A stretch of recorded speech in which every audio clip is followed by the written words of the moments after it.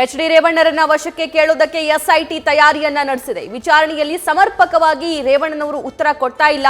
30ಕ್ಕೂ ಹೆಚ್ಚು ಪ್ರಶ್ನೆಗಳನ್ನ ಈಗಾಗಲೇ ಅಧಿಕಾರಿಗಳು ಅವರಿಗೆ ಕೇಳಿದ್ದಾರೆ. ಆದರೆ ಯಾವುದಕ್ಕೂ ಕೂಡ ರೇವಣ್ಣನವರು ಉತ್ತರ ಕೊಟ್ಟಿಲ್ಲ. ಇವತ್ತೇ ಎಸ್ಐಟಿ ಮುಂದೆ ಸಂತ್ರಸ್ತೆ ಹೇಳಿಕೆ ನೀಡ್ತಾ ಇದ್ದಾರೆ. ನಾಳೆ ಕ್ಯಾಮ್ರಾ ಪ್ರೊಸೀಡಿಂಗ್ಸ್ ನಲ್ಲಿ 164 ಸ್ಟೇಟ್ಮೆಂಟ್ ಕೂಡ ದಾಖಲಾಗುತ್ತೆ.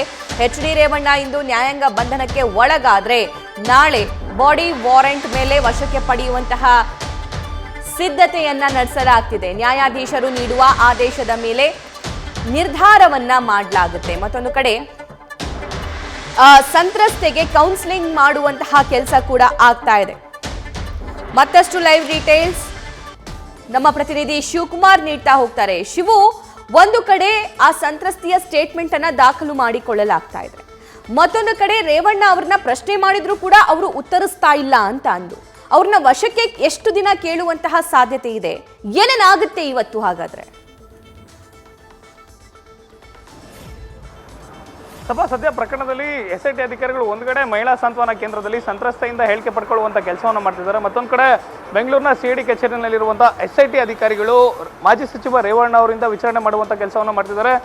ರೇವಣ್ಣ ಅವರು ಎಸ್ಐಟಿ ಅಧಿಕಾರಿಗಳು ಕೇಳ್ತಿರುವಂಥ ಯಾವುದೇ ಪ್ರಶ್ನೆಗೂ ಒಂದು ಕಡೆ ಸಮರ್ಪಕವಾದಂಥ ಉತ್ತರವನ್ನು ಕೊಡ್ತಿಲ್ಲ. ಮತ್ತೊಂದು ಕಡೆ ಸಂತ್ರಸ್ತೆ ಆಕೆ ನಿನ್ನೆ ಯಾವಾಗ ಆಕೆಯನ್ನು ರಕ್ಷಣೆ ಮಾಡಿ ಕರ್ಕೊಂಡು ಬರ್ತಾರೆ ಎಸ್ಐಟಿ ಅಧಿಕಾರಿಗಳು, ಆಗ ಕೆಲವೊಂದಷ್ಟು ಕಾಲ ಆಕೆ ವಿಚಲಿತವಾಗಿದ್ಲು.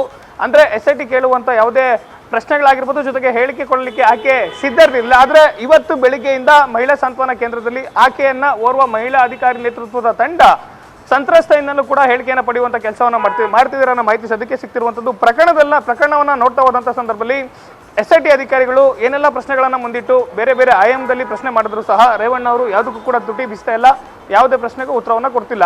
ಇವತ್ತು ಮಧ್ಯಾಹ್ನ 2:30 ನಂತರದಲ್ಲಿ ಕೋರ್ಮಂಗಲದಲ್ಲಿ ಬರುವಂಥ ನ್ಯಾಯಾಧೀಶರ ನಿವಾಸಕ್ಕೆ ರೇವಣ್ಣ ಅವರನ್ನ ಹಾಜರುಪಡಿಸಲಿಕ್ಕೆ ಎಸ್ಐಟಿ ಅಧಿಕಾರಿಗಳು ಸಿದ್ಧತೆಯನ್ನು ನಡೆಸಿಕೊಂಡಿದ್ದಾರೆ. ಯಾಕಂತ ಹೇಳಿದ್ರೆ ಇವತ್ತು ಭಾನುವಾರ ಕೋರ್ಟ್ ಇರೋದಿಲ್ಲ, ಸರ್ಕಾರಿ ರಜೆ ಇರೋದ್ರ ಹಿನ್ನೆಲೆಯಲ್ಲಿ ನ್ಯಾಯಾಧೀಶರ ನಿವಾಸದ ಮುಂದೆ ಎಸ್ಐಟಿ ಅಧಿಕಾರಿಗಳ ವಶದಲ್ಲಿರುವಂತಹ ರೇವಣ್ಣ ಅವರನ್ನ ಹಾಜರುಪಡಿಸಬೇಕಾಗುತ್ತೆ. ರೇವಣ್ಣ ಅವರನ್ನ ಎಸ್ಐಟಿ ಅಧಿಕಾರಿಗಳು ವಶಕ್ಕೆ ಕೇಳುವಂತ ಸಾಧ್ಯತೆಗಳು ಹೆಚ್ಚಾಗಿದೆ ಅಂತೇಳಿ ಹೇಳಲಾಗ್ತಿದೆ. ಯಾಕಂತ ಹೇಳಿದ್ರೆ ಎಸ್ಐಟಿ ಅಧಿಕಾರಿಗಳು ವಶಕ್ಕೆ ಪಡ್ಕೊಂಡಾಗ್ಲಿಂದಲೂ ಕೂಡ ರೇವಣ್ಣ ಅವರು ಯಾವುದೇ ರೀತಿಯಿಂದ ಪ್ರಶ್ನೆಗಳಿಗೆ ಉತ್ತರವನ್ನ ಕೊಡ್ತಿಲ್ಲ. ಜೊತೆಗೆ ರೇವಣ್ಣ ಅವರ ಮೊಬೈಲ್ ಅನ್ನು ಕೂಡ ಎಸ್ಐಟಿ ಅಧಿಕಾರಿಗಳು ಸೀಸನ್ನ ಮಾಡಿದ್ದಾರೆ. ಯಾಕಂದ್ರೆ ಈ ಪ್ರಕರಣದಲ್ಲಿ ಆರೋಪಿ ಸ್ಥಾನದಲ್ಲಿ ಇರುವಂತಹ ವ್ಯಕ್ತಿ ತನಿಖಾಧಿಕಾರಿಗಳು ಕೇಳುವಂತಹ ಪ್ರಶ್ನೆಗಳಿಗೆ ಸಮರ್ಪಕವಾಗಿ ಉತ್ತರವನ್ನು ಕೊಡದೆ ಹೋದಂತ ಸಂದರ್ಭದಲ್ಲಿ ಟೆಕ್ನಿಕಲ್ ಡಿಜಿಟಲ್ ಎವಿಡೆನ್ಸ್ಗಳು ತುಂಬಾನೇ ಮುಖ್ಯ ಆಗುತ್ತೆ. ಅಂದ್ರೆ ರೇವಣ್ಣ ಅವರು ಮಾಡಿರಬಹುದಾದಂತಹ ಫೋನ್ ಕರೆಗಳು, ಜೊತೆಗೆ ಅವರ ಟವರ್ ಡಂಪ್ ಕೂಡ ಟೆಕ್ನಿಕಲ್ ಎವಿಡೆನ್ಸ್ ಆಗುತ್ತೆ. ಹೀಗಾಗಿ ಅವರ ಮೊಬೈಲ್ ಅನ್ನು ಸೀಸ್ ಮಾಡಿದ್ದಾರೆ.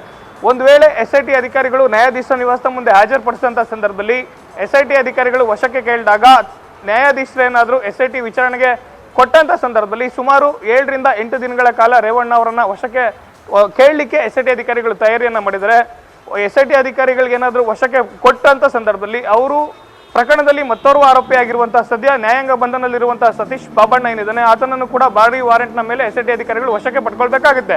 ಯಾಕಂತ ಹೇಳಿದ್ರೆ ಪ್ರಕರಣದಲ್ಲಿ ರೇವಣ್ಣ A1 ಆರೋಪಿ ಆದ್ರೆ ಸತೀಶ್ ಬಾಬಣ್ಣ A2 ಆರೋಪಿ ಆಗಿರುವಂಥದ್ದು. ಇವರಿಬ್ಬರನ್ನು ಕರ್ಕೊಂಡು ಹೋಗಿ ದೂರುದಾರರು ಏನು ದೂರಿನಲ್ಲಿ ಅಂಶಗಳನ್ನು ಉಲ್ಲೇಖವನ್ನು ಮಾಡಿದರೆ, ಜೊತೆಗೆ ಸಂತ್ರಸ್ತ ಮಹಿಳೆ ತನಿಖಾಧಿಕಾರಿಗಳ ಮುಂದೆ ಕೊಡುವಂತ 161 ಸ್ಟೇಟ್ಮೆಂಟ್, ಜೊತೆಗೆ ನಾಳೆ ಆಕೆ ಓಪನ್ ಕೋರ್ಟ್ ನಲ್ಲಿ ಇನ್ ಕ್ಯಾಮ್ರಾ ಪ್ರೊಸೀಡಿಂಗ್ಸ್ ನ ಮುಂದೆ ಆಕೆ ಹೇಳುವಂತ ಏನ್ ಸ್ಟೇಟ್ಮೆಂಟ್ ಅನ್ನ ಕೊಡ್ತಾಳೆ ಅವೆಲ್ಲ ಅಂಶಗಳಲ್ಲಿ ಯಾವ್ಯಾವ ಒಂದು ಸ್ಥಳದಿಂದ ಆಕೆಯನ್ನ ಕರೆದುಕೊಂಡು ಹೋದ್ರು, ಜೊತೆಗೆ ಏನೆಲ್ಲ ಅಂಶಗಳನ್ನ ಆಕೆ ಉಲ್ಲೇಖವನ್ನು ಮಾಡ್ತಾಳೆ ಅಲ್ಲೆಲ್ಲವೂ ಕೂಡ ಆರೋಪಿ ಸ್ಥಾನದಲ್ಲಿರುವಂತಹ ವ್ಯಕ್ತಿಗಳನ್ನ ತನಿಖಾಧಿಕಾರಿಗಳು ಕರ್ಕೊಂಡು ಹೋಗಿ ಮಾಜರನ್ನ ಮಾಡಬೇಕಾಗಿದೆ.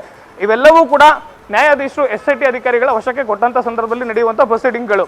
ಒಂದು ವೇಳೆ ನ್ಯಾಯಾಧೀಶರೇನಾದ್ರೂ ಇವತ್ತು ರೇವಣ್ಣ ಅವರನ್ನ ನೇರವಾಗಿ ನ್ಯಾಯಾಂಗ ಬಂಧನಕ್ಕೆ ಒಳಪಡಿಸಿದ್ರೆ ರೇವಣ್ಣ ಅವರು ನೇರವಾಗಿ ಬೆಂಗಳೂರಿನ ಪರಪ್ಪನ ಅಗ್ರಹಾರ ಜೈಲಿಗೆ ಹೋಗುವಂಥದ್ದು.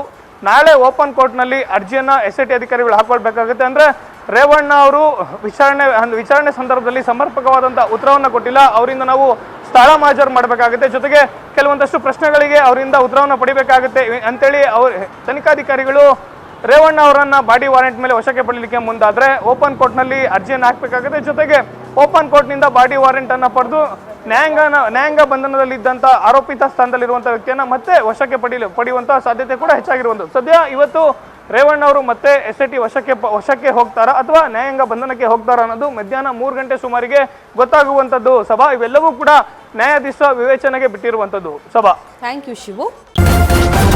ನ್ಯೂಸ್ ಫಸ್ಟ್ ನಿರ್ಭೀತಿಯಿಂದ ನಿಮ್ಮ ಪರವಾಗಿ.